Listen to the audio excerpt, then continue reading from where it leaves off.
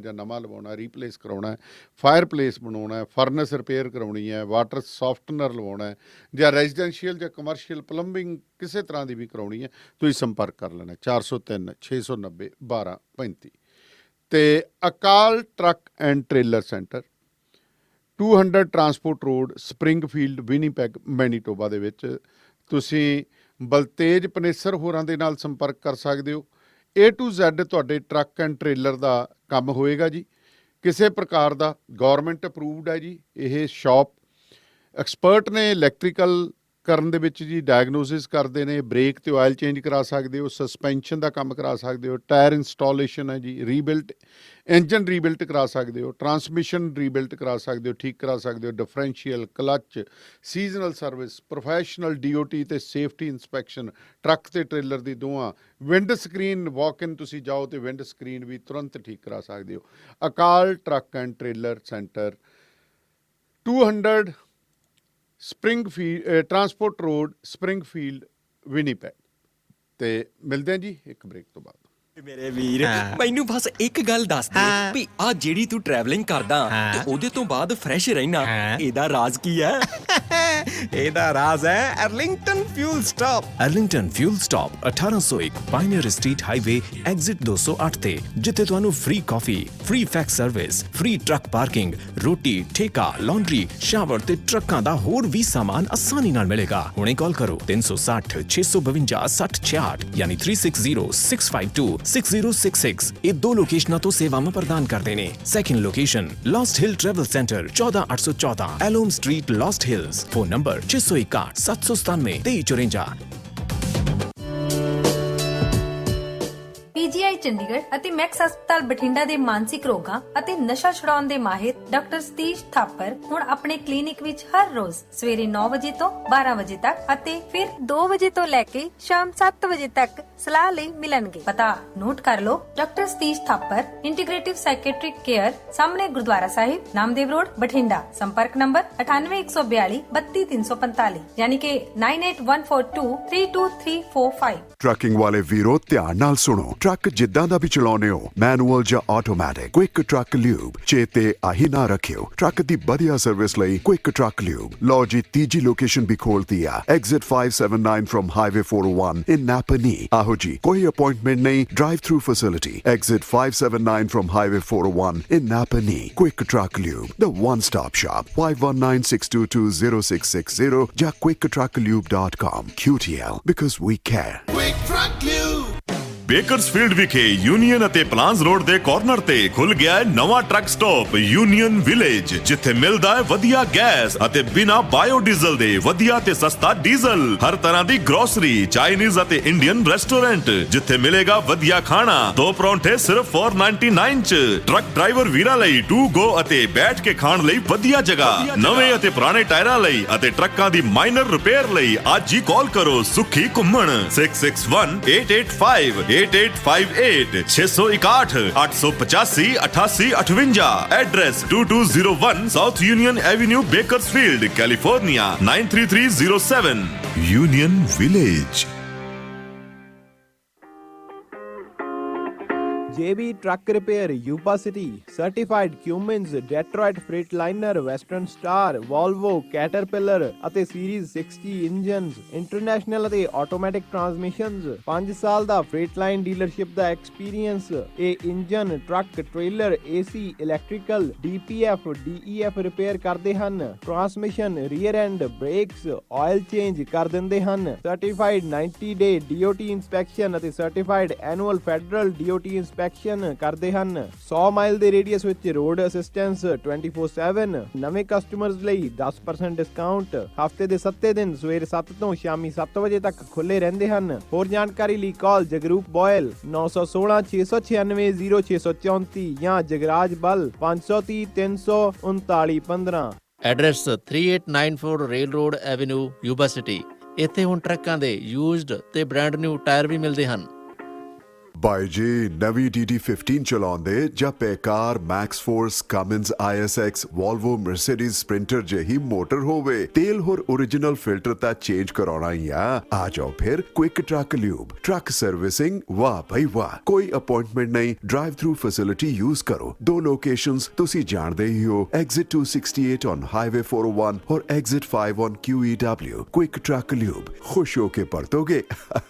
ਮੰਨ ਲਓ 519 0660 519 622 0660 QTL because we care.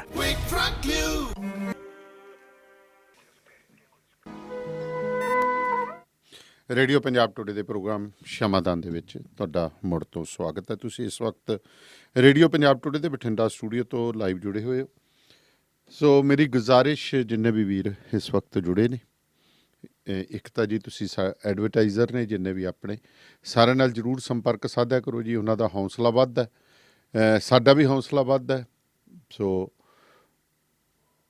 ਮਿਹਰਬਾਨੀ ਹੋਏਗੀ ਤੁਹਾਡੀ ਟਰੱਕਰ ਵੀਰ, ਖਾਸ ਕਰਕੇ ਤੁਸੀਂ ਕੰਮ ਕਰਾਉਣਾ ਹੀ ਹੈ। ਆਪਣੇ ਐਡਵਰਟਾਈਜ਼ਰਸ ਜਿਹੜੇ ਨੇ Akal transport, union truck stop, Arlington fuel stop, quick truck lube, so ਸਾਰੇ ਭਰਾਵਾਂ ਨੂੰ ਜ਼ਰੂਰ ਬਿਜ਼ਨਸ ਦਿਆ ਕਰੋ ਜੀ ਤੁਸੀਂ। ਅਤੇ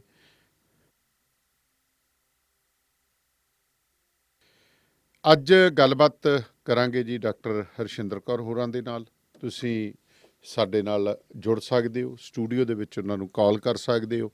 ਫੋਨ ਨੰਬਰ ਰਹਿਣਗੇ 92 164 10 666, 98 149 10 666। ਇਹ 2 ਨੰਬਰ ਨੇ ਜੀ, 92 164 10 666 ਦੇ ਉੱਤੇ ਵਟਸਐਪ ਕਾਲ ਵੀ ਜਿਹੜੀ ਹੈ ਤੁਸੀਂ ਕਰ ਸਕਦੇ ਹੋ। ਸੋ ਮਨਮੋਹਨ ਸਿੰਘ ਹੋਰਾਂ ਵੱਲੋਂ ਬਹੁਤ ਵੱਡੀ ਨਸੀਹਤ ਦਿੱਤੀ ਗਈ ਹੈ।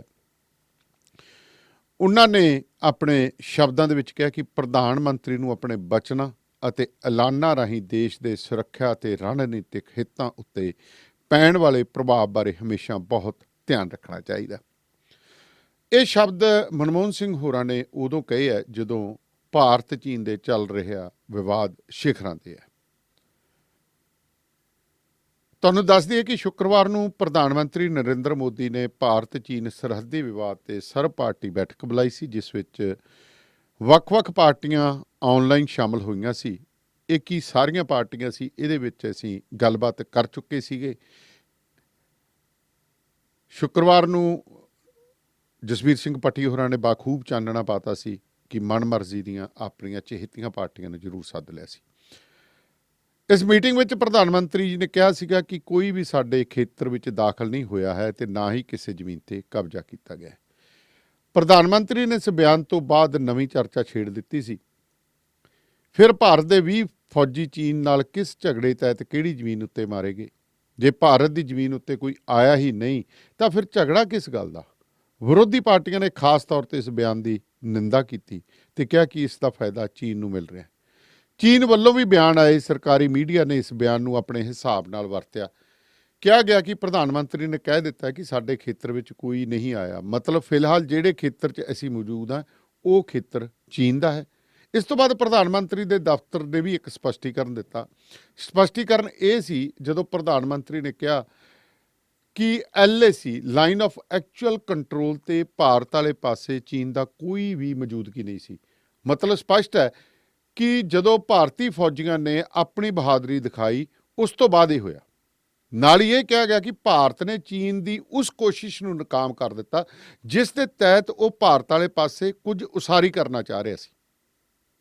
ਅਤੇ ਡਾਕਟਰ ਮਨਮੋਹਨ ਸਿੰਘ ਨੇ ਇਹੀ ਕਿਹਾ ਕਿ ਅੱਜ ਅਸੀਂ ਇਤਿਹਾਸ ਦੇ ਇੱਕ ਨਾਜ਼ੁਕ ਮੋੜ 'ਤੇ ਹਾਂ।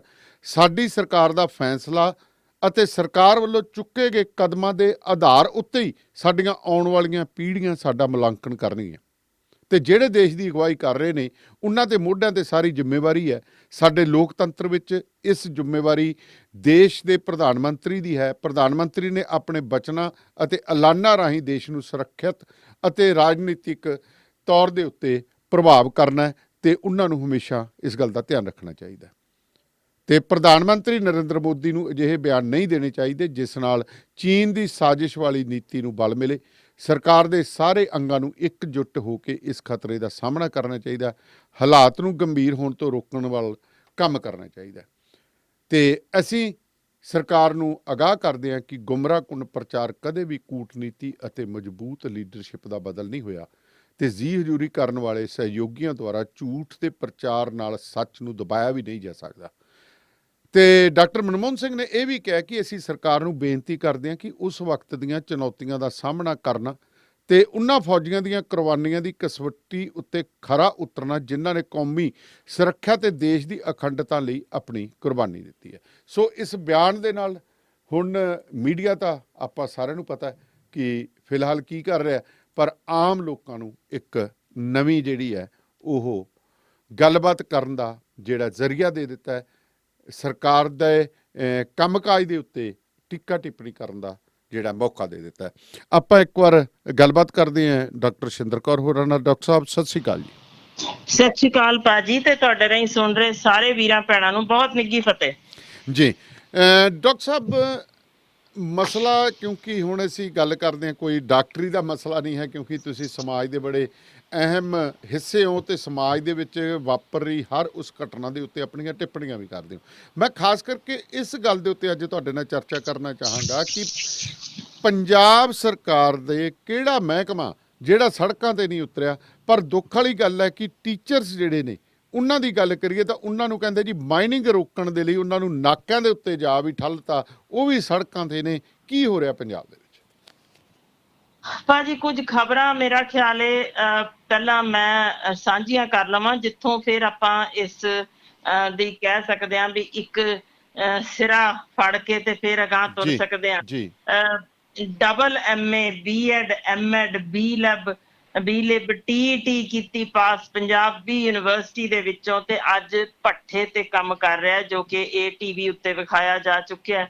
ਫਿਰ ਹਾਲ ਇਹ ਹੈ ਕਿ PhD ਕੀਤਾ ਅਧਿਆਪਕ ਝੋਨਾ ਲਾਉਂਦਿਆਂ ਉਹ ਵੀ ਵਿਖਾਇਆ ਜਾ ਚੁੱਕਿਆ ਹੈ। ਫਿਰ ਇਹ ਸਾਨੂੰ ਪਤਾ ਜੇ ਕਿ ਪੁਲਿਸ ਦੀਆਂ ਡਾਂਗਾਂ ਵੀ ਖਾਂਦੀਆਂ ਨੇ, ਨਹਿਰਾਂ 'ਚ ਛਾਲਾਂ ਵੀ ਮਾਰੀਆਂ ਨੇ, ਪਾਟੀਆਂ ਚੁੰਨੀਆਂ ਵੀ ਸਾਨੂੰ ਦਿਸੀਆਂ ਨੇ, ਢਿੱਡਾਂ ਵਿੱਚ ਠੁੱਡੇ ਪਏ ਵੀ ਦਿਸੇ ਨੇ।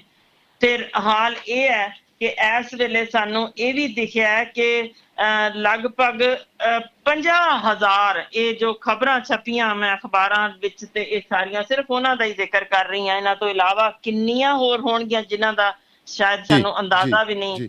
50,000 ਜੋ ਨੌਜਵਾਨ ETT ਤੇ B.Ed TET ਪਾਸ ਕਰ ਚੁੱਕੇ, ਜਿਨ੍ਹਾਂ ਨੂੰ ਟ੍ਰਿਬਿਊਨ ਦੀ ਨਿਊਜ਼ ਸੀ ਕਿ ਖਬਰ ਇੱਕ ਨੂੰ ਵੀ ਨੌਕਰੀ ਨਹੀਂ ਦਿੱਤੀ ਗਈ। ਫਿਰ ਇਹਨਾਂ ਦੇ ਟੈਂਕੀਆਂ ਤੇ ਪੈਟਰੋਲ ਦੀਆਂ ਬੋਤਲਾਂ ਲੈ ਕੇ ਚੜੇ, ਉਹਨਾਂ ਵਿੱਚ ਭੁੱਖੀਆਂ ਪਾਣੀਆਂ ਅਧਿਆਪਕਾਵਾਂ ਵਿੱਚ ਸ਼ਾਮਲ ਸਨ ਇੱਕ 60 ਵਰਿਆਂ ਦੀ ਔਰਤ ਤੇ ਇੱਕ 2 ਵਰਿਆਂ ਦਾ ਬਾਲ, ਜੋ ਸੜਕ ਉੱਤੇ ਅਸੀਂ TV ਤੇ ਕਾਫੀ ਸਮੇਂ ਦੇਖਦੇ ਰਹੇ, ਵਿਚਾਰਾ ਸੰਘਰਸ਼ ਦੇ ਵਿੱਚ ਕਿਸ ਬਿਲਕੁਲ ਸਰਕਾਰ ਜਿਹੜੀ ਮਰਜ਼ੀ ਹੋਵੇ, ਪੁਰਾਣੀ ਸੀ ਤੇ ਭਾਵੇਂ ਹੁਣ ਸੀ ਜੀ। ਬਿਲਕੁਲ।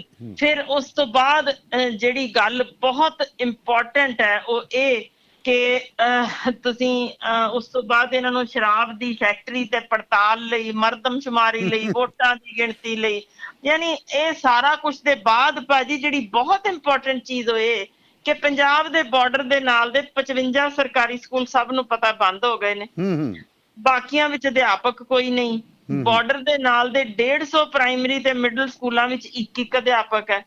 ਲਗਭਗ 605 ਨੂੰ ਸਿਰਫ 410 ਸਕੂਲਾਂ ਵਿੱਚ ਜੋ ਖਬਰ ਛਪੀ ਸੀ ਕਿ ਮੰਤਰੀ ਪੱਧਰ ਉੱਤੇ ਐਡਜਸਟ ਕਰ ਦਿੱਤੇ ਗਏ ਸੀ ਕਿਉਂਕਿ ਉਹਨਾਂ ਦੀ ਜਾਣ ਪਛਾਣ ਸੀ। ਫਿਰ ਉਹਨਾਂ ਸਕੂਲਾਂ ਵਿੱਚ ਜਿਨ੍ਹਾਂ 'ਚ ਐਡਜਸਟ ਹੋਏ ਨੇ ਵਿਦਿਆਰਥੀਆਂ ਦੀ ਗਿਣਤੀ 20 ਤੋਂ ਵੀ ਘੱਟ ਸੀ।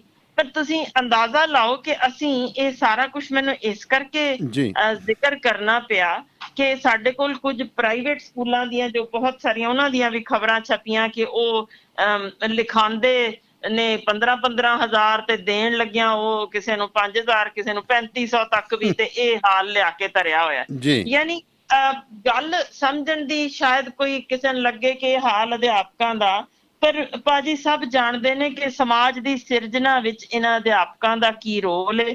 ਤੇ ਸਾਡੇ ਕੋਲ ਹਾਰਵਰਡ ਯੂਨੀਵਰਸਿਟੀ ਤੱਕ ਦੀਆਂ ਖੋਜਾਂ ਮੌਜੂਦ ਨੇ ਜਿਹਦੇ ਵਿੱਚ ਦੱਸਿਆ ਕਿ ਪ੍ਰਾਇਮਰੀ ਸਕੂਲ ਜਾਂ ਨਰਸਰੀ ਵਿੱਚ ਵੀ ਜੋ ਸਿੱਖਿਆ ਸਕੂਲੋਂ ਮਿਲ ਜਾਂਦੀ ਹੈ ਉਹ ਲਾ ਕੇ ਚੈੱਕ ਕਰਕੇ ਦੇਖਿਆ ਜਾ ਚੁੱਕਿਆ 20 ਸਾਲ ਫਾਲੋ ਅਪ ਦੇ ਬਾਅਦ ਵੀ ਕਿ ਉਹ ਸੋਚ ਜੋ ਉਸ ਸਮੇਂ ਪੁੰਗਰ ਜਾਵੇ ਅਧਿਆਪਕ ਵੱਲੋਂ, ਜੋ ਪੁੰਗਰੀ ਹੋਵੇ ਉਹਦੇ ਬੱਚੇ ਦੇ ਦਿਮਾਗ ਵਿੱਚ, ਉਹ ਉਸ ਦੀ ਸ਼ਖਸੀਅਤ ਨੂੰ ਉਗਾੜਨ ਵਿੱਚ ਤੇ ਸਦੀਵੀ ਤੌਰ ਤੇ ਉਹਨੂੰ ਸੇਧ ਦੇਣ ਜਾਂ ਵਿਗਾੜਨ ਵਿੱਚ ਰੋਲ ਅਦਾ ਕਰਦੀ ਹੈ, ਕਿ ਉਹਨੂੰ ਹਿਊਮਨ ਬੰਬ ਤਿਆਰ ਕਰਨਾ ਹੈ, ਕਿ ਦੇਸ਼ ਤੇ ਜਾਨ ਵਾਰਨ ਵਾਲਾ ਯੋਧਾ ਤਿਆਰ ਕਰਨਾ ਹੈ। ਉਹ ਉਸ ਕਿਸਮ ਦੀ ਸੋਚ ਜਿਨ੍ਹਾਂ ਦੇ ਉੱਤੇ ਆਧਾਰਿਤ ਹੋਵੇ, ਜਿਨ੍ਹਾਂ ਦੇ ਉੱਤੇ ਯਾਨੀ ਸਮਾਜ ਦੀ ਨੀਂਹ ਧਰੀ ਜਾਣੀ ਹੋਵੇ। ਜ਼ਰਾ ਖਿਆਲ ਕਰਿਓ ਕਿ ਉਹ ਕੋਈ ਪ੍ਰਾਈਵੇਟ ਸਕੂਲ ਦੇ ਵਿੱਚ ਵਿਦਿਆਰਥੀ ਹੀ ਕੋਈ ਆਪਣੇ ਪਿਓ ਦੀ ਅਮੀਰੀ ਦੇ ਧੌਂਸ ਨਾਲ ਅਜਿਹੇ ਅਧਿਆਪਕ ਦੀ ਜੇ ਧੌਣ ਝੁਕਾਉਣ ਉੱਤੇ ਮਜਬੂਰ ਕਰ ਦੇਵੇ ਜਾਂ ਉਹਦਾ ਈਮਾਨ ਖਰੀਦ ਲਵੇ, ਤਾਂ ਤੁਸੀਂ ਸਮਝ ਸਕਦੇ ਹੋ ਕਿ ਜਿਹੜਾ ਕੋਈ ਲਿਆਕਤ ਵਾਲਾ ਗਰੀਬ ਬੱਚਾ ਹੋਏਗਾ ਕਿਵੇਂ ਮਿਧਿਆ ਜਾਏਗਾ। ਜੀ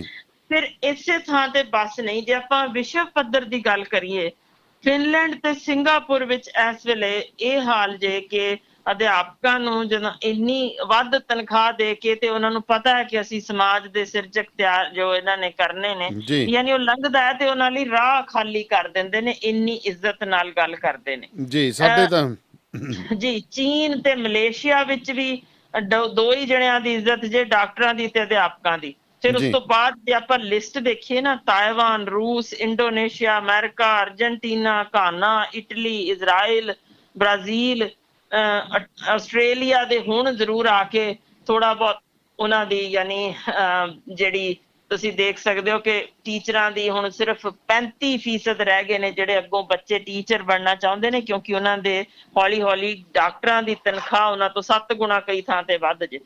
ਹੁਣ ਇਹਦਾ ਮੈਂ ਤੁਹਾਨੂੰ ਜ਼ਿਕਰ ਇਸ ਕਰਕੇ ਕੀਤਾ ਕਿ ਇਹਦੇ ਚ ਜਦੋਂ ਥੱਲਿਓਂ ਦੀ ਆਪਾਂ ਸ਼ੁਰੂ ਕਰੀਏ ਤਾਂ ਸਭ ਤੋਂ ਹੇਠਾਂ ਜਦੋਂ ਜ਼ਿਕਰ ਆਉਂਦਾ ਜੇ ਅਫਗਾਨਿਸਤਾਨ ਤੋਂ ਲੈਂਦਿਆਂ ਹੋਇਆਂ ਪਾਕਿਸਤਾਨ ਤੇ ਫਿਰ ਵਿਚਾਰਾ ਸਾਡਾ ਹਿੰਦੁਸਤਾਨ, ਤੁਸੀਂ ਸਮਝੋ ਮੈਂ ਉੱਪਰ ਦੀ ਗੱਲ ਕਰਦੀ ਅਖੀਰ ਹੇਠੋਂ ਸ਼ੁਰੂ ਕਰ ਰਹੀ ਹਾਂ, ਤੇ ਉਹਦੇ ਚ ਜੋ ਅਸੀਂ ਹਾਲ ਲਿਆ ਕੇ ਧਰਿਆ ਹੈ, ਮੇਰਾ ਖਿਆਲ ਹੈ ਕਿਸੇ ਤੋਂ ਲੁਕਾ ਨਹੀਂ ਕਿ ਜੇ ਹੇਠੋਂ ਤੀਜੇ ਨੰਬਰ ਤੇ ਅਸੀਂ ਆਏ ਪਹੁੰਚੇ ਹਾਂ ਤਾਂ ਕਿਸ ਤਰੀਕੇ ਦੇ ਅਸੀਂ ਤਿਰਸਕਾਰ ਦੇ ਪਾਤਰ ਬਣਾ ਛੱਡੇ ਨੇ। ਭਾਜੀ ਇਹਨਾਂ ਵਿੱਚੋਂ ਤੁਸੀਂ ਸੋਚ ਕੇ ਵੇਖੋ ਵੀ ਜਿਨ੍ਹਾਂ ਦੇ ਮੈਂ ਜ਼ਿਕਰ ਕੀਤਾ ਸੀ ਝੋਨਾ ਲਾ ਰਿਹਾ ਜਾਂ ਭੱਠੇ ਤੇ ਕੰਮ ਕਰ ਰਿਹਾ, ਉਹਦਾ ਵਿਦਿਆਰਥੀ ਜਦੋਂ ਵੇਖੇਗਾ ਵੀ ਮੇਰਾ ਅਧਿਆਪਕ ਇਹ ਕੰਮ ਕਰ ਰਿਹਾ, ਕੀ ਜ਼ਿੰਦਗੀ 'ਚ ਕਦੇ ਸੋਚੇਗਾ ਮੈਂ ਅਧਿਆਪਕ ਬਣਨਾ?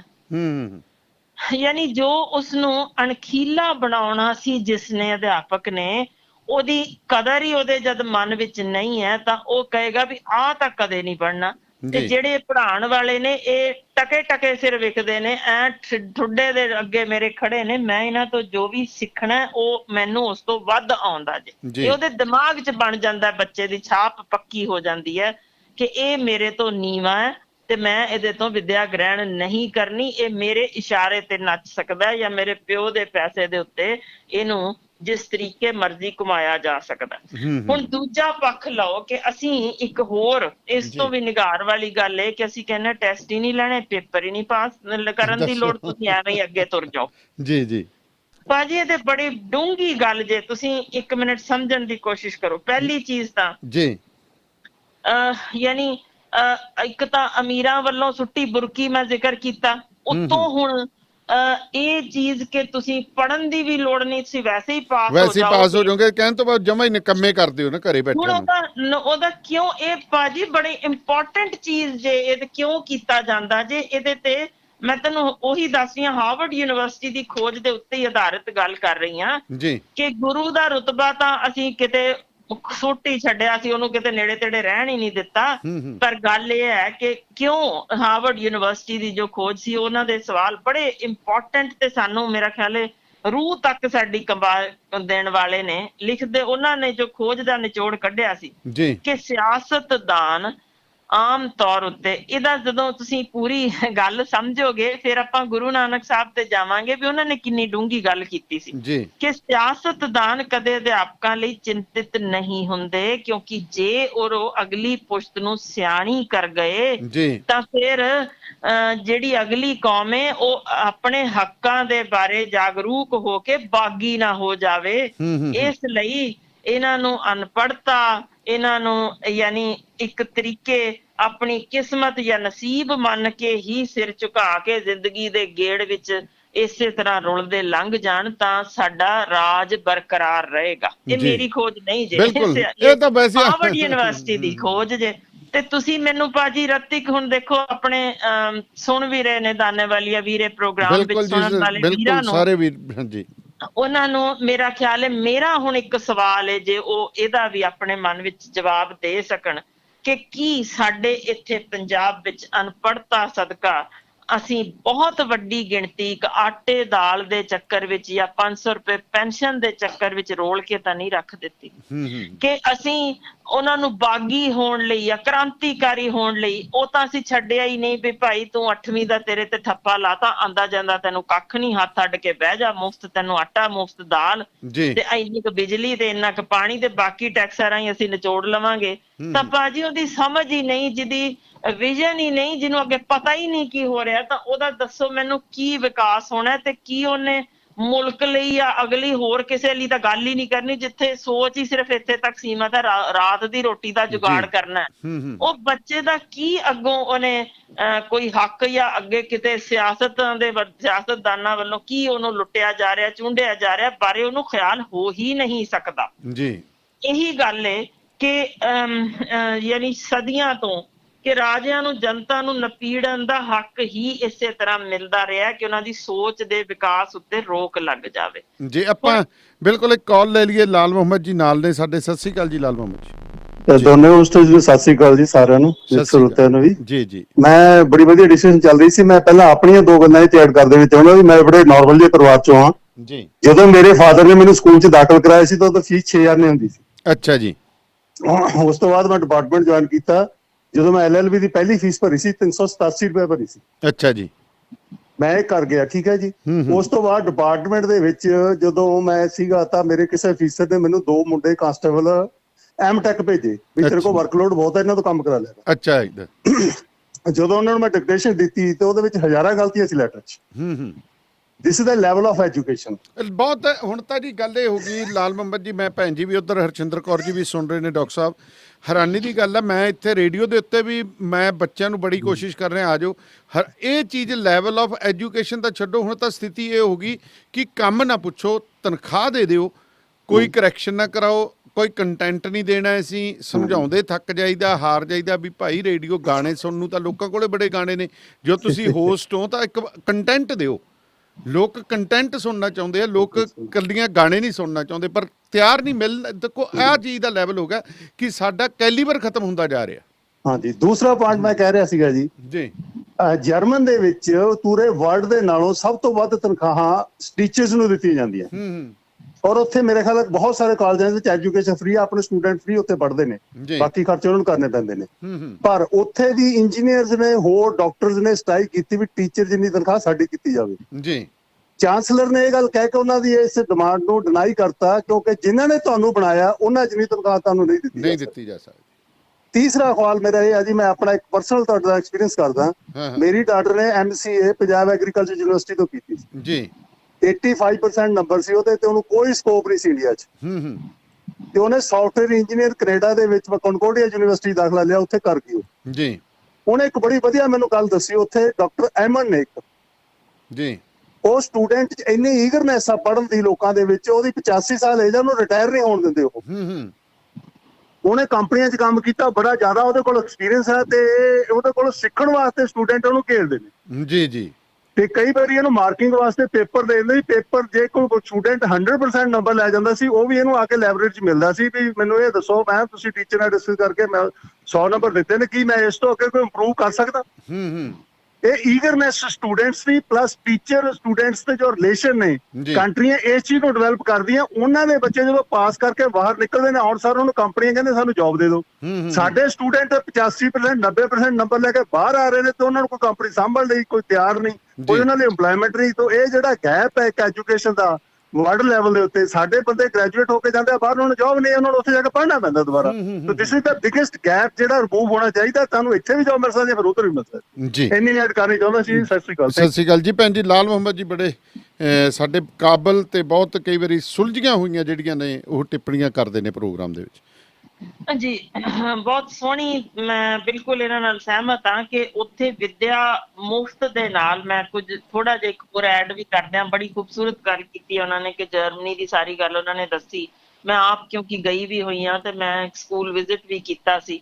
ਬਾਹਰਲੇ ਬੰਦੇ ਨੂੰ ਤਾਂ ਉਹ ਇਸ ਤਰ੍ਹਾਂ ਝਿੜਕਦੇ ਨੇ ਜਿਵੇਂ ਕਰੋਨਾ ਹੋਇਆ ਹੁੰਦਾ ਨਾ, ਹੁਣ ਅਸੀਂ ਪਰਾਂ ਕਰਦੇ ਆ, ਸੋ ਬੱਚਿਆਂ ਨੂੰ ਬਿਲਕੁਲ ਐਕਸਪੋਜ਼ ਹੋਣ ਨਹੀਂ ਦਿੰਦੇ ਜੀ। ਦੂਸਰੀ ਗੱਲ, ਮੁਫਤ ਵਿੱਦਿਆ ਦੇ ਨਾਲ ਭਾਜੀ ਉਹਦੇ ਯਾਨੀ ਉਹਨਾਂ ਦਾ ਕਾਰਨ ਇਹ ਹੈ ਕਿ ਉਹ ਬੱਚੇ ਦਾ ਟੀਚਰ ਦੇ ਹੱਥ ਪੂਰਾ ਫੜਾਇਆ ਹੁੰਦਾ, ਵਿਕਾਸ ਵੇਖਣਾ ਵੀ ਇਹ ਬੱਚਾ ਅਗਲੀ ਕਲਾਸ ਵਿੱਚ ਜਾਣ ਯੋਗ ਹੈ ਜਾਂ ਨਹੀਂ। ਇਹ ਫੈਸਲਾ ਟੀਚਰ ਦਾ, ਜਿਹਦੇ ਤੇ ਚਾਂਸਲਰ ਵੀ ਨਹੀਂ ਇਹਨੂੰ ਕੁਝ ਕਹਿ ਸਕਦਾ ਵੀ ਉਹਨੇ ਫੈਸਲਾ ਕਰ ਲਿਆ। ਦਾ ਮਤਲਬ ਹੈ ਕਿ ਇਹਨੇ ਇਸੇ ਕਲਾਸ 'ਚ ਹੀ ਰਹਿਣਾ ਤੇ ਉਦੋਂ ਤੱਕ ਰਹਿਣਾ ਜਦੋਂ ਤੱਕ ਉਹ ਉਸ ਪੱਧਰ ਦਾ ਮਾਨਸਿਕ ਵਿਕਾਸ ਹੋ ਨਹੀਂ ਜਾਂਦਾ। ਯਾਨੀ ਕਮਾਲ ਦੀ ਚੀਜ਼ ਹੈ ਕਿ ਉਸ ਟੀਚਰ ਨੇ ਲਗਨ ਨਾਲ ਉਹਨੂੰ ਉਸ ਪੱਧਰ ਤੱਕ ਦਾ ਖੜਾ ਕਰਨਾ ਹੈ ਕਿ ਇਹ ਸਾਡੇ ਮੁਲਕ ਤੇ ਇੱਕ ਬਦਨੁਮਾ ਦਾਗ ਨਾ ਬਣੇ, ਬਲਕਿ ਫਖਰ ਨਾਲ ਖੜਾ ਹੋ ਸਕੇ ਵੀ ਹਾਂਜੀ ਇਹ ਇੱਥੇ ਦਾ ਜੀ। ਸਾਡੇ ਕੀ ਮਤਲਬ, ਮੈਂ ਤੁਹਾਨੂੰ ਸਿਰਫ ਇੱਕ ਕੰਪੈਰੀਜ਼ਨ ਕਰਨਾ ਚਾਹੁੰਦੀ ਹਾਂ ਜੀ। ਉਹਨਾਂ ਤੇ ਸਟੱਡੀ ਦਾ ਲੋਡ ਨਹੀਂ ਪਾਇਆ ਜਾਂਦਾ। ਅਸੀਂ ਹਾਲ ਇਹ ਕਰ ਛੱਡਿਆ ਵੀ ਨਰਸਰੀ ਦੇ ਵੀ ਬੱਚੇ ਘਰ 'ਚ ਬੈਠ ਕੇ ਫੋਨਾਂ ਦੇ ਉੱਤੇ ਉਹ ਪੜ੍ਹਨ। ਭਾਜੀ ਬੜਾ ਹਾਂਜੀ, ਇਹ ਬੜਾ ਦੇਖੋ ਬੱਚੇ ਨਰਸਰੀ ਦੇ, ਮੈਂ ਤਾਂ ਇਹਦੇ ਉੱਤੇ ਗੱਲ ਕਰਦਾ ਕਿ ਚਲੋ ਜਿਹੜੇ ਪੜ੍ਹੇ ਲਿਖੇ ਮਾਂ-ਬਾਪ ਸੁਰਤ ਤਾਂ ਉਹਨਾਂ ਨੂੰ ਨਹੀਂ ਸੰਭਲਦੀ, ਜਿਹੜੇ ਗਰੀਬਾਂ ਕੋਲੇ ਵਿਚਾਰਿਆਂ ਕੋਲੇ ਮੋਬਾਈਲ ਫੋਨ ਹੀ ਹੈ ਨਹੀਂ, ਹੋਰ ਨਹੀਂ ਹੈ, ਉਹ ਕਿੱਥੋਂ ਕਰ ਦੇਣਗੇ ਜੀ। ਬਿਲਕੁਲ। ਅੱਛਾ, ਗੱਲ ਇਹ ਹੈ, ਮੈਂ ਇਸ ਥਾਂ ਤੇ ਬਿਲਕੁਲ ਨਹੀਂ ਇਹ ਕਹਿ ਰਹੀ ਕਿ ਸਾਡੇ ਬੱਚੇ ਨੂੰ ਪੜ੍ਹਾਉਣ ਦੀ ਲੋੜ ਨਹੀਂ। ਦੇਖੋ, ਮਾਂ ਦੇ ਢਿੱਡ ਅੰਦਰ ਵੀ ਅਸੀਂ ਮੰਨਦੇ ਹਾਂ, ਬਤੌਰ ਇੱਕ ਡਾਕਟਰ ਮੈਂ ਇਹ ਤੁਹਾਨੂੰ ਫੈਕਟਸ ਦੱਸ ਰਹੀ ਹਾਂ ਕਿ ਉਦੋਂ ਵੀ ਪੜ੍ਹਾਇਆ ਜਾ ਸਕਦਾ। ਕੋਈ ਸਕੂਲ ਟੀਚਰ ਆ ਕੇ ਨਹੀਂ ਪੜ੍ਹਾਉਂਦਾ। ਉਹ ਪੜ੍ਹਾਉਣ ਦਾ ਢੰਗ ਹੁੰਦਾ ਹੈ ਕਿ ਤੁਸੀਂ ਬੱਚੇ ਨੂੰ ਮਾਂ ਦੇ ਢਿੱਡ ਅੰਦਰ ਵੀ ਖੇਡਾਂ ਵੀ ਸਿਖਾ ਸਕਦੇ ਹੋ, ਉਹਨੂੰ ਕਹਾਣੀਆਂ ਸੁਣਾ ਸਕਦੇ ਹੋ, ਉਹਨੂੰ ਸਿਰਫ ਇੰਨੀ ਗੱਲ ਹੀ, ਦੇਖੋ ਕੋਈ ਬਹੁਤ ਵੱਡੀ ਗੱਲ ਨਹੀਂ ਜਿਹਦੇ ਲਈ ਅਸੀਂ ਕਹਿ ਰਹੇ ਹਾਂ ਕਿ ਪੜ੍ਹੇ ਲਿਖੇ ਮਾਪੇ ਹੋਣ, ਇੰਨੀ ਗੱਲ ਹੀ ਕਿ ਅੱਜ ਮੈਂ ਚਿੜੀ ਦੇਖੀ ਹੈ, ਚਿੜੀ ਚੂੰ ਚੂੰ ਕਰਦੀ ਹੈ, ਚੀਂ ਚੀਂ ਕਰਦੀ ਹੈ, ਆਹ ਘੋੜਾ ਦੇਖਾਂਗੇ, ਯਾਨੀ ਇੰਝ ਅਲੱਗ-ਅਲੱਗ ਉਹਦੀਆਂ ਆਵਾਜ਼ਾਂ ਬੋਲ ਕੇ ਜਦੋਂ ਮਾਂ ਸੁਣਾਉਂਦੀ ਹੈ, ਤਰੰਗਾਂ ਬਾਹਰੋਂ ਵੀ ਤੇ ਮਾਂ ਦੇ ਢਿੱਡ ਦੇ ਅੰਦਰੋਂ ਵੀ ਥਰੂ ਡਾਇਫਰਾਮ ਬੱਚੇ ਤੱਕ ਪਹੁੰਚਦੇ ਰਹਿੰਦੀਆਂ ਮਾਂ ਦੇ ਢਿੱਡ ਅੰਦਰ। ਇਹ ਵੇਖਣ ਵਿੱਚ ਜਾਇਆ ਜਾ ਚੁੱਕਿਆ। 3 ਮਿਲੀਮੀਟਰ ਤੱਕ ਉਹਦੇ ਕਾਰਟੈਕਸ ਵੱਧ ਹੁੰਦੀ ਜੇ ਦੂਜੇ ਬੱਚਿਆਂ ਨਾਲੋਂ, ਜਿੰਨੀ ਗੱਲਬਾਤ ਮਾਂ ਦੇ ਢਿੱਡ ਅੰਦਰ ਕੀਤੀ ਜਾਵੇ ਤੁਸੀਂ ਹੈਰਾਨ ਹੋਗੇ। ਇਵਨ ਕਿਕਿੰਗ ਤੱਕ ਅਸੀਂ ਯਾਨੀ ਫੁੱਟਬਾਲ ਖੇਡਣਾ ਬੱਚੇ ਨੂੰ ਢਿੱਡ ਦੇ ਅੰਦਰ ਸਿਖਾਇਆ ਜਾ ਸਕਦਾ, ਕਿਸੇ ਪ੍ਰੋਗਰਾਮ 'ਚ ਫੇਰ ਕਰਾਂਗੇ। ਸੋ ਇਹ ਮੇਰਾ ਕਹਿਣ ਦਾ ਭਾਵ ਇਹ ਹੈ ਕਿ ਅਸੀਂ ਬੱਚੇ ਦੀ, ਜੋ ਕਿ ਕਿਤਾਬਾਂ ਤੱਕ ਸੀਮਤ ਕਰਤਾ ਵੀ ਰਟਿਆ ਰਟਾਇਆ ਗਿਆਨ ਲੈ ਨਾਲੋਂ ਉਹਨਾਂ ਨੂੰ ਪ੍ਰੋਜੈਕਟਸ ਦੇਣੇ ਚਾਹੀਦੇ ਨੇ ਕਿ ਬੱਚੇ ਤੂੰ ਆਹ ਪ੍ਰੋਜੈਕਟ ਬਣਾ, ਇਹ ਮੁਲਕ ਹੈ ਤੇਰਾ, ਇਹਨੂੰ ਕਿਵੇਂ ਬਚਾਏਗਾ ਤੂੰ ਜੇ ਤੇਰੇ ਉੱਤੇ ਹਮਲਾ ਹੋ ਜੇ। ਉਹ ਪਿਆਰੇ ਪਿਆਰੇ ਬੱਚਿਆਂ ਦੇ ਜਿਹੜੇ ਤਰੀਕੇ ਢੰਗ ਹੋਣਗੇ, ਜਾਂ ਫੁੱਲ ਨੂੰ ਕਿਵੇਂ ਬਚਾਉਣਾ ਹੈ, ਹਵਾ ਸਾਫ਼ ਕਿਵੇਂ ਰੱਖਣੀ ਹੈ, ਇਹ ਇੰਨੀਆਂ ਜ਼ਰੂਰੀ ਗੱਲਾਂ ਨੇ ਉਸ ਬੱਚੇ ਦੇ ਦਿਮਾਗ 'ਚ ਪਾਉਣ ਲਈ। ਭਾਈ ਪਾਣੀ ਖਤਮ ਹੋ ਚੱਲਿਆ, ਮਰ ਜਾਓਗੇ, ਕਿਵੇਂ ਬਚਣਾ।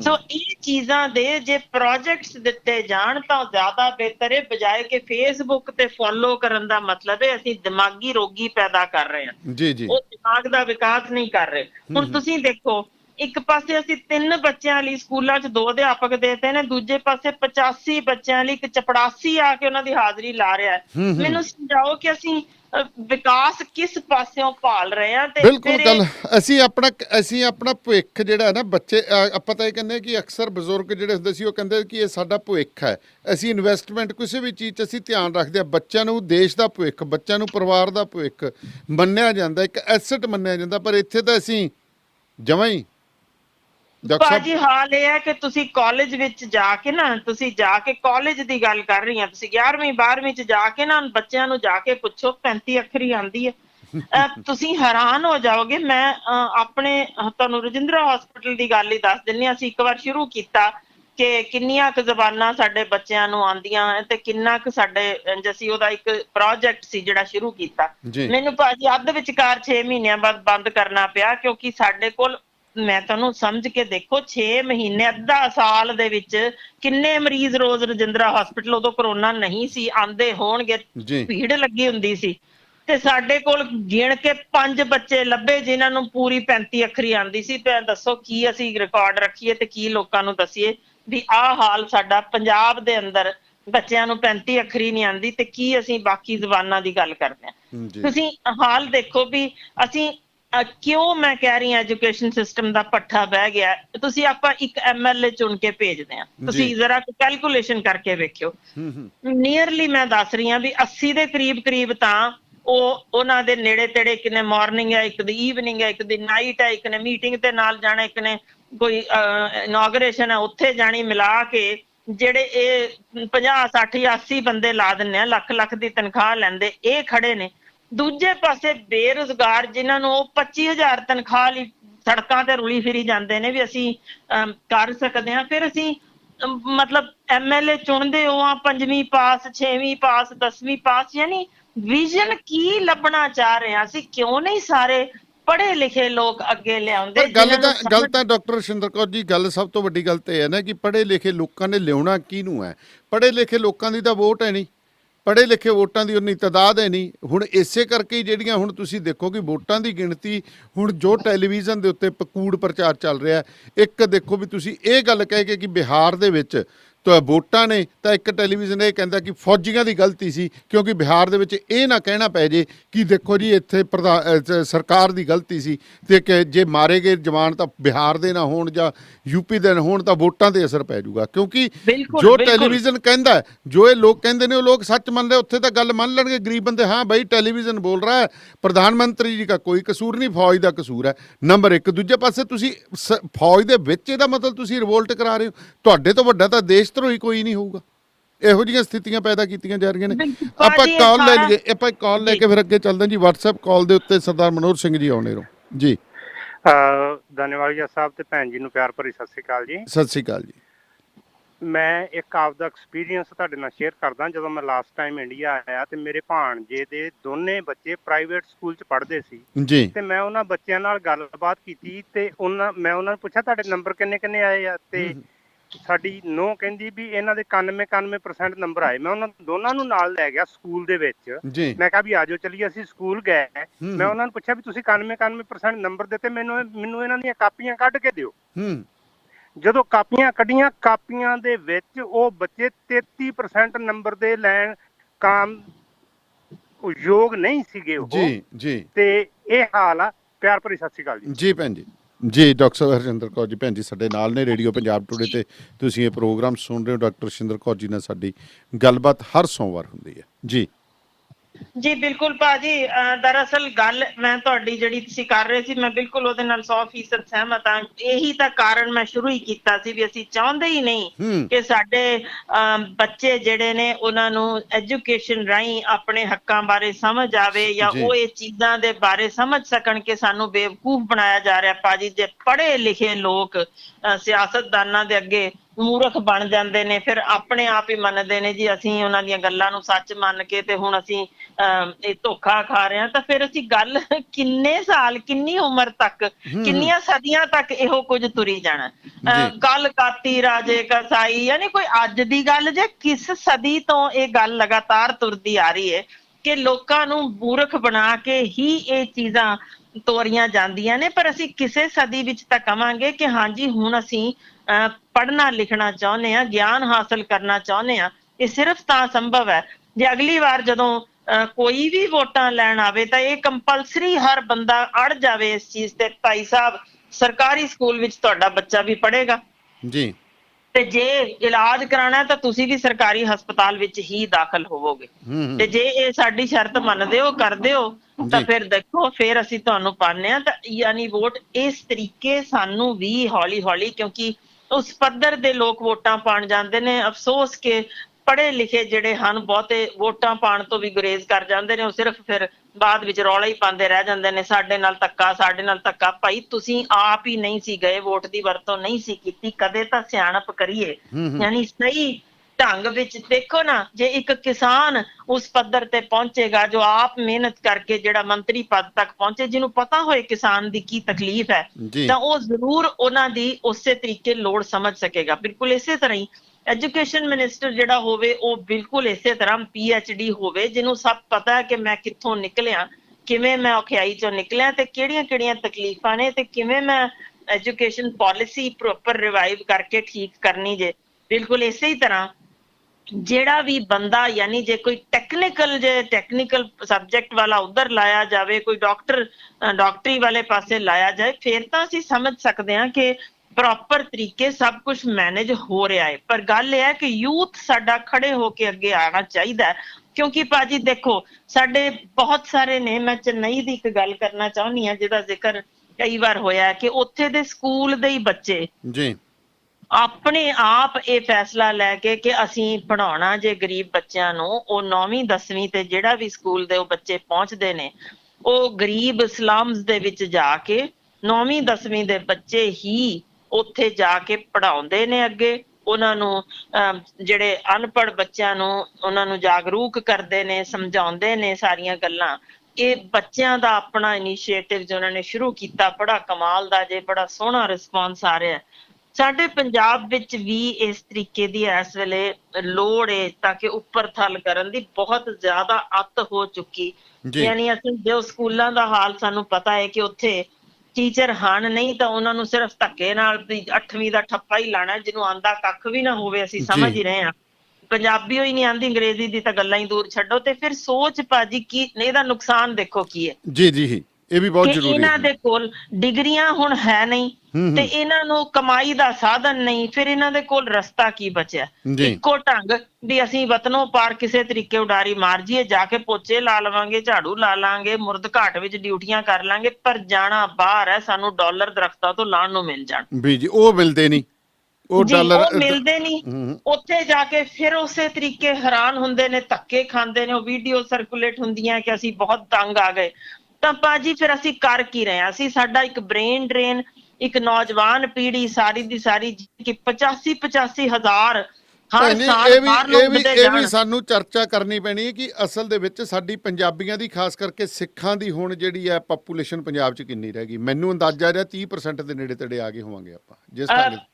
ਬਿਲਕੁਲ, ਜਿਹੜੀ ਹੁਣ ਲੇਟੈਸਟ ਮਰਦਮਸ਼ੁਮਾਰੀ ਦੇ ਵਿੱਚ ਜੋ ਕਿ ਵਿੱਚ ਅੱਧ ਵਿਚਕਾਰ ਕਰੋਨਾ ਕਰਕੇ ਰਹਿ ਗਈ, ਪਰ ਉਹਦੀ ਆਵਾਜ਼ ਜਿਵੇਂ ਹੌਲੀ ਹੌਲੀ ਉੱਠ ਰਹੀ ਸੀ ਕਿ ਇੰਨੀ ਵੱਡੀ ਗਿਣਤੀ ਵਿੱਚ ਪੰਜਾਬੀ ਬਾਹਰ ਆਸਟ੍ਰੇਲੀਆ, ਅਮਰੀਕਾ, ਕੈਨੇਡਾ, ਯੂਰਪ ਵਿੱਚ ਜਾ ਚੁੱਕੇ ਨੇ ਕਿ ਹੌਲੀ ਹੌਲੀ ਖਾਸ ਤੌਰ ਤੇ ਜੇ ਅਸੀਂ ਲੁਧਿਆਣਾ, ਜਲੰਧਰ, ਇਹ ਦੋ ਪਾਸਿਆਂ ਵੱਲ ਝਾਤ ਮਾਰੋ ਤਾਂ ਇਹਨਾਂ ਵਿੱਚ ਸਾਡੇ ਪੰਜਾਬੀਆਂ ਦੇ ਯਾਨੀ ਉਹਨਾਂ ਦੀ 51% ਤਾਂ ਪਹੁੰਚ ਚੁੱਕੇ ਨੇ ਬਿਹਾਰ ਤੇ ਯੂਪੀ ਤੋਂ ਆਏ ਹੋਏ, ਜਿਨ੍ਹਾਂ ਦੀਆਂ ਇਸ ਵੇਲੇ ਮੰਗਾਂ ਜਿਹੜੇ ਕਾਮੇ ਵੀ ਪਹੁੰਚ ਰਹੇ ਨੇ ਨਾ ਭਾਜੀ, ਉਹ ਸਾਡੇ ਕੋਲ ਵਿਚਾਰੇ ਪਿੰਡ ਤੋਂ ਆ ਕੇ ਜੋ ਹੁਣ ਹਸਪਤਾਲਾਂ ਵਿੱਚ ਰੋਂਦੇ ਨੇ ਕਿ ਜੀ ਉਹ ਆ ਕੇ ਹੁਣ ਸ਼ਰਤਾਂ ਨਾਲ ਆਉਂਦੇ ਨੇ ਜੀ, ਦੇਸੀ ਦੂਸੀ ਤਾਂ ਤੁਸੀਂ ਪੀਓ, ਅੰਗਰੇਜ਼ੀ ਸ਼ਰਾਬ ਰੋਜ਼ ਦੀ ਚਾਹੀਦੀ ਹੈ, ਸਾਨੂੰ ਏਸੀ ਲੱਗਿਆ ਸਾਡੀ ਖੋਲੀ 'ਚ ਚਾਹੀਦਾ ਤੇ ਨਾਲ ਜਨਰੇਟਰ ਚਾਹੀਦਾ ਵੀ ਜਦੋਂ ਅਸੀਂ ਨਿਕਲ ਕੇ ਆਣਾ ਸਾਡੀ ਲਾਈਟ ਗਈ ਵੀ ਹੋਏ ਤਾਂ ਸਾਡਾ ਸਾਨੂੰ ਮੱਛਰ ਨਾ ਕੱਟਣ, ਅਸੀਂ ਆਪਦਾ ਆਰਾਮ ਨਾਲ ਸੋਈਏ।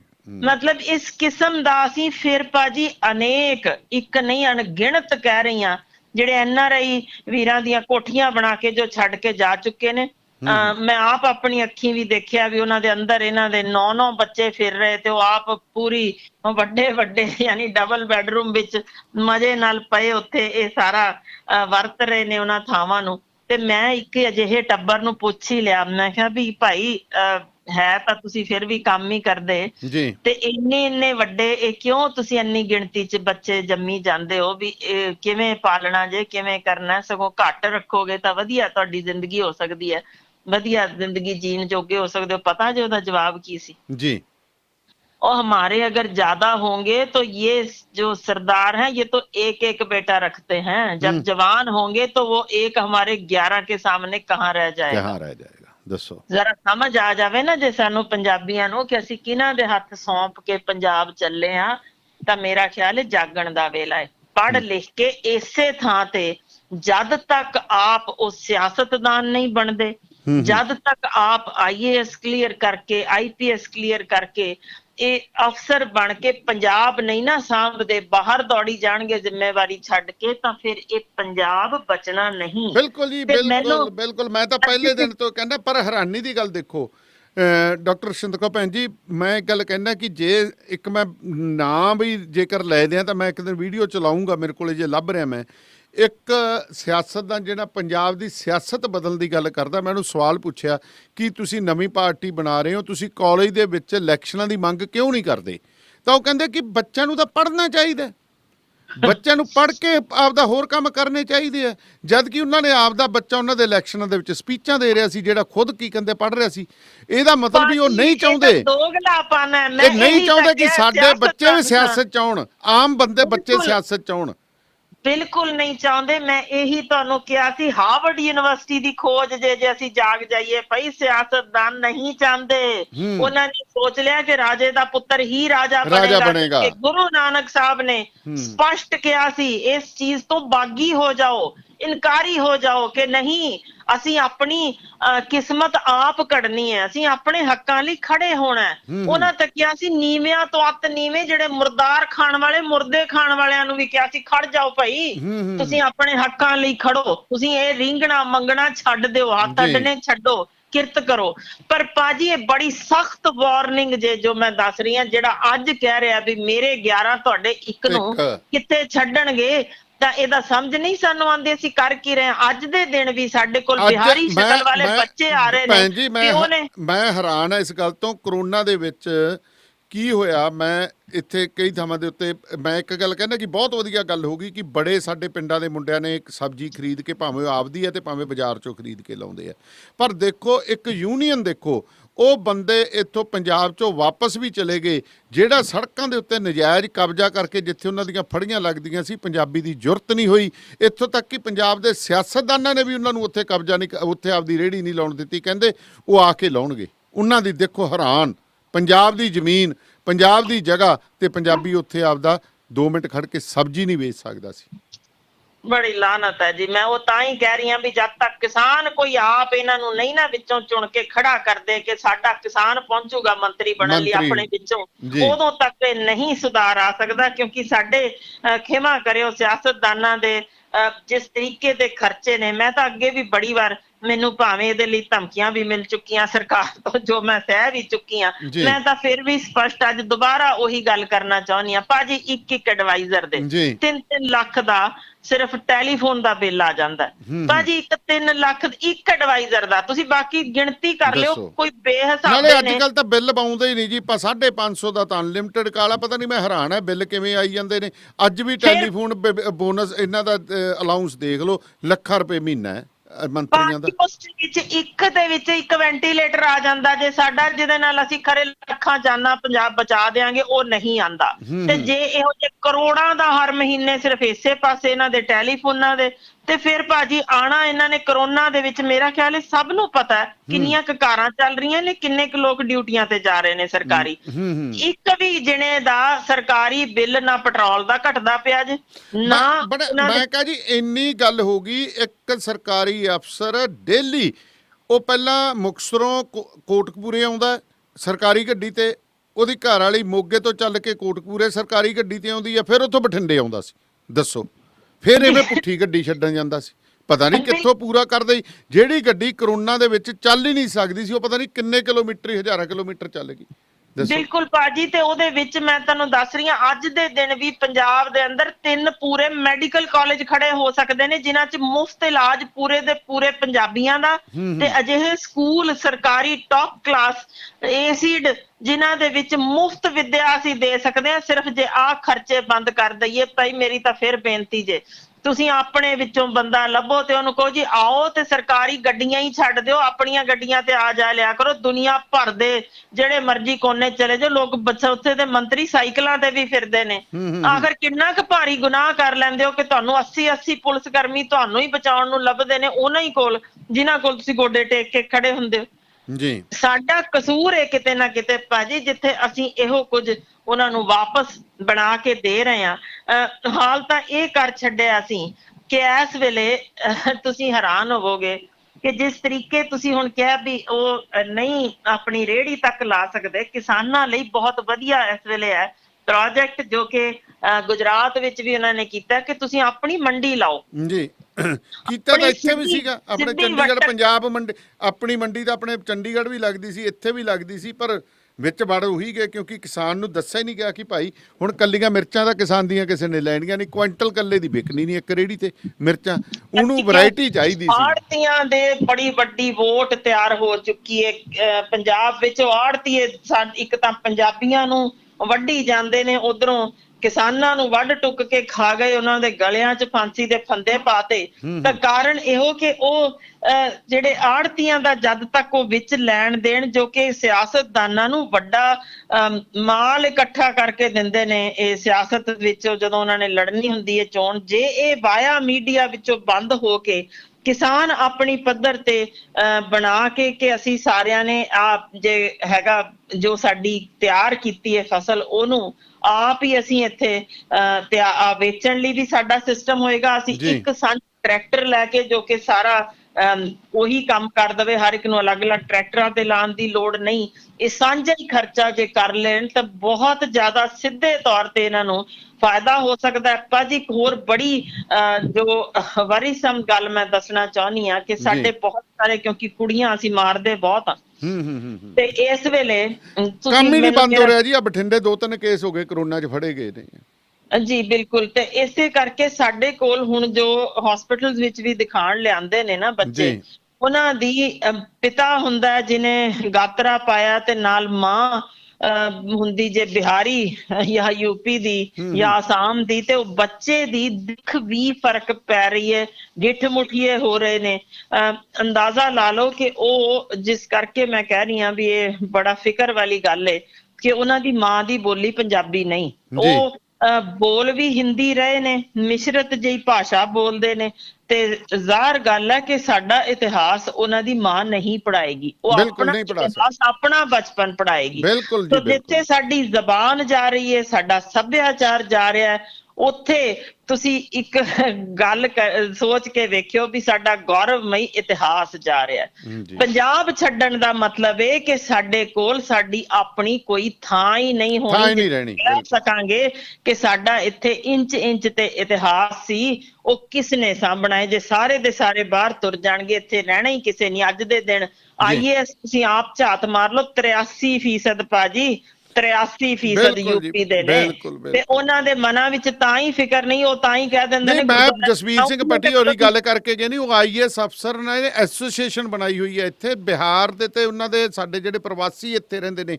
ਉਹਨਾਂ ਦਾ ਉਹ ਇੰਟਰਸਟ ਵਾਚ ਕਰਦੇ ਨੇ, ਉਹਨਾਂ ਦਾ ਧਿਆਨ ਰੱਖਦੇ ਨੇ। ਬੜੀ ਮੈਨੂੰ ਖੁਸ਼ੀ ਹੁੰਦੀ ਹੈ ਇਸ ਗੱਲ ਦੀ ਕਿ ਇੱਕ IAS ਅਫਸਰ ਜਿਹੜਾ ਬਿਹਾਰ ਤੋਂ ਬਿਲੋਂਗ ਕਰਦਾ, ਉਹ ਇੱਕ ਇੱਥੇ ਪ੍ਰਵਾਸੀ ਮਜ਼ਦੂਰ ਦਾ ਧਿਆਨ ਰੱਖ ਰਿਹਾ।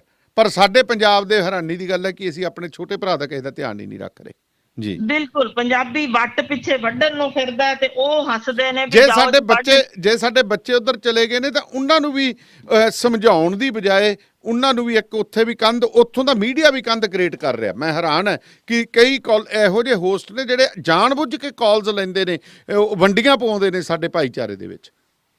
ਬਿਲਕੁਲ, ਇਹ ਸਭ ਹੁਣ ਪਤਾ ਹੀ ਹੈ ਜੀ। ਉੱਥੇ ਕੁਝ ਆਪਣੇ ਨੇ ਜਿਹੜੇ ਵੀਰ, ਜਿਹੜੇ ਇਹਨਾਂ ਬੱਚਿਆਂ ਨਾਲ ਦਗਾ ਵੀ ਕਰਦੇ ਨੇ, ਉਹਨਾਂ ਨੂੰ ਘੱਟ ਪੈਸੇ ਵੀ ਦਿੰਦੇ ਨੇ, ਵਿਚਾਰਿਆਂ ਨੂੰ ਪੀੜਦੇ ਵੀ ਨੇ। ਕਈ ਇਹੋ ਜਿਹੇ ਨੇ ਜਿਹੜੇ ਜ਼ਮੀਨਾਂ ਜਿਹੜੀਆਂ ਨੇ ਉੱਥੇ ਬੈਠੇ ਨੇ, ਉੱਥੇ ਕਹਿੰਦੇ ਜੇ ਤੇਰੀ ਜ਼ਮੀਨ ਦਾ ਰੌਲਾ ਮੈਂ ਨਿਬੇੜ ਦਿੰਦਾ। ਐਂਡ ਹੈਰਾਨੀ ਦਾ ਉਦੋਂ ਹੁੰਦੀ ਹੈ ਕਿ ਜਿਹੜੇ ਬੱਚਿਆਂ ਨੂੰ ਵੱਡੀਆਂ ਕਾਰਾਂ ਦਿੰਦੇ ਨੇ, ਉਹ ਪੰਜਾਬ ਦੀਆਂ ਜ਼ਮੀਨਾਂ ਲਿਖਾ ਕੇ ਕੈਨੇਡਾ 'ਚ ਕਾਰਾਂ ਦੇ ਰਹੇ ਨੇ। ਦੱਸੋ, ਤੁਸੀਂ ਨਾ ਦਿਓ ਉਹਨਾਂ ਨੂੰ ਵੱਡੀਆਂ, ਕਹਿੰਦਾ ਕੋਈ ਨਹੀਂ, ਜਿਹੜੀ ਕਾਰ ਤੈਨੂੰ 6 ਸਿਲੰਡਰ 8 ਸਿਲੰਡਰ ਚਾਹੀਦੀ ਆ ਦਿਆਂਗੇ। ਬਿਲਕੁਲ, ਤੁਸੀਂ ਸਭ ਕੁਝ ਠੀਕ, ਪਰ ਗੱਲ ਇਹ ਹੈ ਭਾਜੀ ਕਿ ਸਾਰੀਆਂ ਚੀਜ਼ਾਂ ਦੇ ਹੁੰਦਿਆਂ ਵੀ ਇੱਕ ਸਭ ਤੋਂ ਹੋਰ ਵੀ ਜੋ ਸਾਡੇ ਸਾਹਮਣੇ ਚੀਜ਼ ਆ ਚੁੱਕੀ ਹੈ, ਜਿਹਦੇ ਲਈ ਯੂਨੀਸੈਫ ਨੇ ਇੱਕ ਸਟ੍ਰਿਕਟ ਵਾਰਨਿੰਗ ਇਸ਼ੂ ਕੀਤੀ ਹੈ। ਮੈਂ ਥੋੜਾ ਜਿਹਾ ਉਸ ਮੁੱਦੇ ਤੋਂ ਪਰਾਂ ਜਾ ਰਹੀ ਹਾਂ, ਪਰ ਇਹ ਬਹੁਤ ਜ਼ਿਆਦਾ ਇੰਪੋਰਟੈਂਟ ਜੇ, ਕਿਉਂਕਿ ਪੰਜਾਬ ਦੀ ਆਉਣ ਵਾਲੇ ਭਵਿੱਖ ਦੀ ਗੱਲ ਚੱਲੀ ਸੀ, ਜੋ ਅਸੀਂ ਸ਼ੁਰੂ ਟੀਚਰਾਂ ਤੋਂ ਕੀਤਾ। ਪਰ ਜੋ ਯੂਨੀਸੈਫ ਦੀ ਲੇਟੈਸਟ ਵਾਰਨਿੰਗ ਜੇ ਸਨ 2040 ਲਈ, ਜੋ ਕਿ ਸਿਰਫ ਹੀ 20 ਸਾਲ ਹੋ ਸਕਦਾ ਸਾਡੇ ਵਿੱਚੋਂ ਹੀ ਜੋ ਸੁਣਦੇ ਨੇ ਉਦੋਂ ਤੱਕ ਜ਼ਿੰਦਾ ਰਹਿ ਜਾਣ, ਜਾਂ ਸਾਡੇ ਬੱਚੇ ਹੀ ਹੋਣ ਉਦੋਂ ਤੱਕ, ਅਸੀਂ ਉਮੀਦ ਕਰਦੇ ਹਾਂ। ਪਰ ਯੂਨੀਸੈਫ ਦੀ ਵਾਰਨਿੰਗ ਇਹ ਆ ਗਈ ਹੈ ਕਿ ਪੰਜਾਬ ਦੇ ਵਿੱਚ ਪਾਣੀ ਪੀਣ ਨੂੰ ਲੋਕ ਉਦੋਂ ਤਰਸ ਜਾਣਗੇ। ਇਹ ਇੱਕ ਰੇਗਿਸਤਾਨ ਬਣਨ ਵੱਲ ਜਾ ਰਿਹਾ ਹੈ, ਕਿਉਂਕਿ ਵਾਰਨਿੰਗ ਇਸ ਕਰਕੇ ਦਿੱਤੀ ਕਿ ਜਿੱਥੇ ਦੁਨੀਆ ਦੇ ਵਿੱਚ 300 ਫੁੱਟ ਤੱਕ ਪਾਣੀ, ਜੇ 300 ਫੁੱਟ ਤੋਂ ਹੇਠਾਂ ਖਿੱਚਣਾ ਪੈ ਰਿਹਾ ਹੈ, ਉਹਦੇ ਕੋਲ 20 ਸਾਲ ਨੇ ਪਾਣੀ ਖਤਮ ਹੋਣ ਲਈ। ਪਰ ਭਾਜੀ ਸਾਡੇ ਕੋਲ ਤਾਂ 1200 ਫੁੱਟ ਤੱਕ ਵੀ ਅਸੀਂ ਪੱਟ ਤੱਕ। ਇਹਦੇ ਉੱਤੇ ਭੈਣ ਜੀ ਆਪਾਂ ਅਗਲੇ ਹਫਤੇ ਗੱਲ ਕਰਾਂਗੇ। ਬਿਲਕੁਲ, ਤੇ ਮੈਂ ਜ਼ਿਕਰ ਇਸ ਲਈ ਛੇੜਿਆ ਕਿ ਕਿ ਕੱਲੀ ਇਹ ਮਾਰ ਨਹੀਂ, ਸਾਡੇ ਇੱਕ ਤਾਂ ਬੱਚੀਆਂ ਮਾਰ ਰਹੇ ਆ, ਇੱਕ ਇਧਰੋਂ ਸਿਆਸਤਦਾਨ ਮਾਰ ਰਹੇ ਨੇ, ਪਾਣੀ ਪਣੋ ਗਏ। ਪਰ ਜਿਹੜੀ ਅਸਲ ਗੱਲ ਮੈਂ ਪੜ੍ਹਾਈ ਦੀ ਜ਼ਰੂਰ ਅਖੀਰ ਚ ਆਉਣਾ ਚਾਹਨੀ ਆ, ਬਿਲਕੁਲ ਉਹ ਅਸੀਂ ਵੱਖਰੀ ਗੱਲ ਉਹਦੇ ਲਈ ਕਰਾਂਗੇ। ਦੇਖੋ ਜਿਹੜੀਆਂ ਚੀਜ਼ਾਂ ਇਹ ਕਰਦੇ ਕੀ ਨੇ, ਜਿਹੜਾ ਵਿਦਿਆ ਚ ਜੋ ਅਸੀਂ ਮਾਰ ਖਾ ਰਹੇ ਹਾਂ, ਮੈਂ ਕਿਹਾ ਸੀ ਰਟੀ ਰਟਾਈ ਚੀਜ਼ ਕਰਦੇ ਆ, ਉਹਦੇ ਵਿੱਚ ਮੈਂ ਇੱਕ ਸਕੂਲ ਦਾ ਜ਼ਿਕਰ ਕਰਨਾ ਚਾਹੁੰਦੀ ਹਾਂ ਜਿੱਥੇ ਤੱਪੜ ਤੇ ਬੱਚੇ ਬੈਠੇ ਸਨ। ਮੈਂ ਲੈਕਚਰ ਦੇਣ ਗਈ ਸਾਂ ਉੱਥੇ ਉਹਨਾਂ ਨੂੰ, ਤਾਂ ਮੈਂ ਉਹਨਾਂ ਨੂੰ ਇੱਕ ਸਵਾਲ ਪੁੱਛ ਲਿਆ ਕਿਤੇ ਗਲਤੀ ਨਾਲ, ਬੱਚੇ ਤੁਸੀਂ ਵੱਡੇ ਹੋ ਕੇ ਕੀ ਬਣਨਾ ਚਾਹੁੰਦੇ ਹੋ? ਮੈਨੂੰ ਸੀ ਕਿ ਸਾਨੂੰ ਵੀ ਛੋਟੇ ਹੁੰਦਿਆਂ ਪੁੱਛਦੇ ਸਨ ਤੇ ਅਸੀਂ ਸਾਡੇ ਚੋਂ ਅੱਧੀ ਕਲਾਸ ਖੜੇ ਹੋ ਕੇ ਕਹਿੰਦੀ ਹੁੰਦੀ ਸੀ ਫੌਜੀ ਬਣਨਾ, ਤੇ ਕੋਈ ਕੁਛ ਯਾਨੀ ਕੋਈ ਡਾਕਟਰ ਬਣਨਾ, ਕੋਈ ਫੌਜੀ ਬਣਨਾ। ਇੱਥੇ ਮੈਂ ਜਿਸ ਸਕੂਲ ਦੀ ਗੱਲ ਕਰ ਰਹੀ ਹਾਂ, ਤੱਪੜ ਤੇ ਬੈਠੇ ਜਿਨ੍ਹਾਂ ਦੇ ਕੱਪੜੇ ਵੀ ਪੂਰੇ ਸਾਬਤ ਨਹੀਂ ਸਨ, ਘਸੇ ਹੋਏ ਫਟੇ ਹੋਏ, ਤੇ ਮੈਂ ਪੁੱਛਿਆ ਤੁਸੀਂ ਕੀ ਬਣਨਾ ਚਾਹੁੰਦੇ ਹੋ ਵੱਡੇ ਹੋ ਕੇ, ਕੀ ਕਰਨਾ ਚਾਹੁੰਦੇ ਹੋ? ਭਾਜੀ ਜਿੰਨੇ ਅੱਗੇ ਬੈਠੇ ਸੀ ਹਰ ਇੱਕ ਦੇ ਹੱਥ ਖੜੇ, ਸਮੇਤ ਕੁੜੀਆਂ ਦੇ ਵੀ ਸਮੇਤ ਮੁੰਡਿਆਂ ਦੇ ਵੀ, ਅਸੀਂ ਜੀ ਕੈਨੇਡਾ ਜਾਣਾ। ਮੈਂ ਹੈਰਾਨ ਸਾਂ ਵੀ ਇਸ ਸਕੂਲ ਚ ਪੜ ਰਹੇ, ਗਰੀਬੀ ਦੀ ਅੱਤ ਝੱਲਦੇ ਹੋਏ ਵੀ ਕੈਨੇਡਾ ਕੀ ਕਰਨ ਜਾਣਾ ਬੱਚਿਓ। ਉਹ ਸਾਡੇ ਅੰਕਲ ਆਏ ਸੀ ਨਾ, ਇੱਕ ਉਹਨਾਂ ਦੇ ਬੜੇ ਵੱਡੇ ਵੱਡੇ ਕੜੇ ਤੇ ਗਲੇ 'ਚ ਮੋਟੀ ਸਾਰੀ ਚੇਨ ਸੀ, ਅਸੀਂ ਉਹ ਲੈ ਕੇ ਆਣੀ ਆ ਉੱਥੋਂ। ਉਹ ਭਾਈ ਉਹਨਾਂ ਨੂੰ ਦੱਸੋ ਕੋਈ ਵੀ ਐਡੀ ਛੇਤੀ ਨਹੀਂ ਆਉਂਦਾ ਇਹ। ਸੋ ਭੈਣ ਜੀ ਬਿਲਕੁਲ ਮੈਨੂੰ ਸਮਾਂ ਨਹੀਂ ਇਜਾਜ਼ਤ ਦਿੰਦਾ, ਇਸ ਸੋਚ ਨੂੰ ਆਪਾਂ ਫਿਰ ਅਗਲੇ ਹਫਤੇ ਹੋਰ ਇਸੇ ਦੇ ਉੱਤੇ ਗੱਲ ਵਧਾਵਾਂਗੇ, ਨਾਲੇ ਕਾਲਸ ਵੀ ਲਵਾਂਗੇ। ਫਿਲਹਾਲ ਮੈਂ ਤੁਹਾਡੇ ਤੋਂ ਇਜਾਜ਼ਤ ਲੈਣਾ ਚਾਹੂੰਗਾ ਜੀ। ਜੀ ਮਿਹਰਬਾਨੀ। ਸੋ ਮਾਫੀ ਚਾਹੁੰਦਾ ਜੀ, ਬੜੀ ਇੰਟਰਸਟਿੰਗ ਗੱਲ ਸੀ। ਮੈਨੂੰ ਵੀ ਜਿਹੜਾ ਦਿਲ ਨਹੀਂ ਸੀ ਕਰਦਾ ਕਿ ਇਸ ਗੱਲ ਨੂੰ ਮੈਂ ਇੱਥੇ ਰੋਕਦਾ, ਪਰ ਸਮਾਂ ਜਿਹੜਾ ਉਹ ਕਈ ਵਾਰੀ ਇਜਾਜ਼ਤ ਨਹੀਂ ਦਿੰਦਾ, ਅੱਗੇ ਵਧਣਾ ਹੁੰਦਾ, ਅੱਗੇ ਵੀ ਕਈ ਲਾਈਨ ਅਪਸ ਕੀਤੇ ਹੁੰਦੇ ਨੇ। ਸੋ ਤੁਹਾਡੀਆਂ ਕਾਲਸ ਅਗਲੇ ਹਫਤੇ ਸੋਮਵਾਰ ਨੂੰ ਭੁੱਲਿਓ ਨਾ, ਸੋਮਵਾਰ ਨੂੰ ਡਾਕਟਰ ਸ਼ਿੰਦਰ ਕੌਰ ਹੋਰਾਂ ਨਾਲ ਇਸੇ ਮਸਲੇ ਦੇ ਉੱਤੇ ਆਪਾਂ ਗੱਲਬਾਤ ਸ਼ਾਇਦ ਨਾ ਕਰੀਏ, ਇਸੇ ਮਸਲੇ ਦੇ ਉੱਤੇ ਕਾਲਸ ਜਿਹੜੀਆਂ ਅਸੀਂ ਲਵਾਂਗੇ ਤੁਹਾਡੇ ਨਾਲ। 92 164 10 666, 98 149 10 666। ਅੱਜ ਦਾ ਇਹ ਪ੍ਰੋਗਰਾਮ ਤੁਹਾਡੇ ਤੱਕ ਪਹੁੰਚਾਇਆ ਜੀ ਸੁਖਪਾਲ ਸਿੰਘ ਬਰਾੜ ਹੋਰਾਂ ਨੇ, superstar plumbing and heating, Calgary 403 690 1235। Bakersfield area ਦੇ ਵਿੱਚ ਜੇਕਰ ਤੁਸੀਂ ਬਿਜਲੀ ਦੇ ਭਾਰੀ ਬਿੱਲਾਂ ਤੋਂ ਨਿਜਾਤ ਪਾਉਣਾ ਚਾਹੁੰਦੇ ਹੋ, ਆਪਣੇ ਘਰਾਂ ਤੇ ਵਪਾਰਕ ਸਥਾਨਾਂ ਦੀਆਂ ਛੱਤਾਂ ਤੇ ਸੋਲਰ ਸਿਸਟਮ ਲਵਾਓ। ਜਤਿੰਦਰ ਸਿੰਘ ਤੂਰ ਹੋਰਾਂ ਦੇ ਨਾਲ ਸੰਪਰਕ ਕਰੋ 661 754 1722 ਦੇ ਉੱਤੇ ਕਾਲ ਕਰ ਸਕਦੇ ਹੋ। ਤੇ ਅਕਾਲ ਟਰੱਕ ਟਰਾਂਸਪੋਰਟ ਦਾ ਸੁਨੇਹਾ ਨੀਲ ਭਲਿੰਦਰ ਜੀ ਨਾਲ ਗੱਲਬਾਤ ਕਰਨ ਤੋਂ ਬਾਅਦ ਦਿਆਂਗਾ। ਨੀਲ